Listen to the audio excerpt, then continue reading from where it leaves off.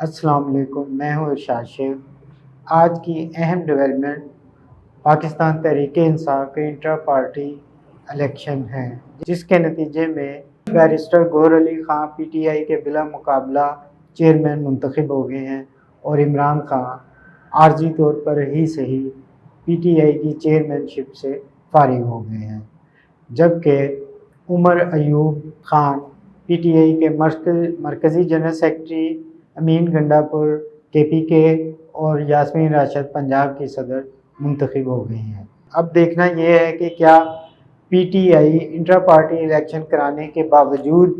بلے کا نشان لینے میں کامیاب ہو پاتی ہے یا نہیں، لیکن جو صورتحال دکھائی دے رہی ہے اور پاکستان تحریک انصاف کی سیاست میں جس طرح اکبر ایس بابر کی انٹری ہوئی ہے، اس سے یوں لگتا ہے کہ شاید پی ٹی آئی بلے کا نشان نہ لے سکے، اور یہ بھی ممکن ہے کہ وہ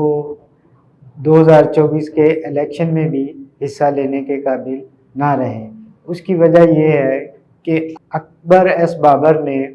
انٹرا پارٹی الیکشن کو الیکشن کمیشن میں چیلنج کرنے کا اعلان کر دیا ہے۔ انہوں نے اس پر اعتراضات اٹھائے ہیں اور پی ٹی آئی کے انٹرا پارٹی الیکشن کو متنازع بنا دیا ہے۔ دوسری جانب عوامی سروے کرنے والی اور پاکستان میں جمہوری عمل پر نظر رکھنے والی پل ڈاٹ نے بھی اسی قسم کی بات کی ہے، اور انہوں نے بھی پی ٹی آئی کے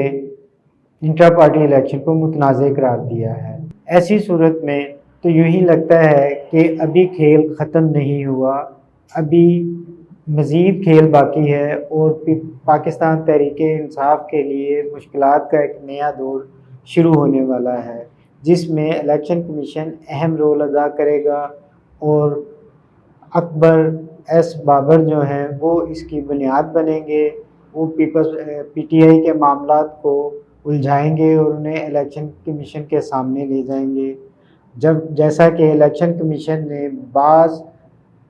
طاقتوں کے سامنے سر جھکاتے ہوئے پی ٹی آئی کے لیے مشکلات پیدا کر رکھی ہیں، وہ اس میں مزید مشکلات پیدا بھی کرے گا اور دکھائی دے گا کہ وہ پی ٹی آئی کو کس طرح دھکیل کر الیکشن کے عمل سے دور کرے گا۔ حالانکہ ایسا نہیں ہونا چاہیے، پی ٹی آئی کو بھی دوسری جماعتوں کی طرح لیول پلینگ فیلڈ ملنا چاہیے اور ان کے بھی الیکشن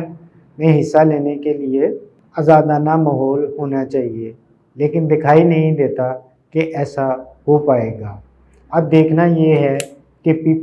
پاکستان تحریک انصاف نئی صورتحال سے کیسے نبرد آزما ہوتی ہے، اور اگر اس کے انٹرا پارٹی الیکشن کو الیکشن کمیشن میں چیلنج کیا جاتا ہے، اس پہ اعتراضات اٹھائے جاتے ہیں، تو وہ اس کا مقابلہ کیسے کرے گی، بلے کا نشان لینے کے لیے کیا حکمت عملی اپنائے گی، اور 8 فروری 2024 کو ہونے والے الیکشن میں وہ کس طرح بھرپور حصہ لے پائے گی اور اپنی کارکردگی کا مظاہرہ کر پائے گی۔ پہلے جھٹکے میں تو وہ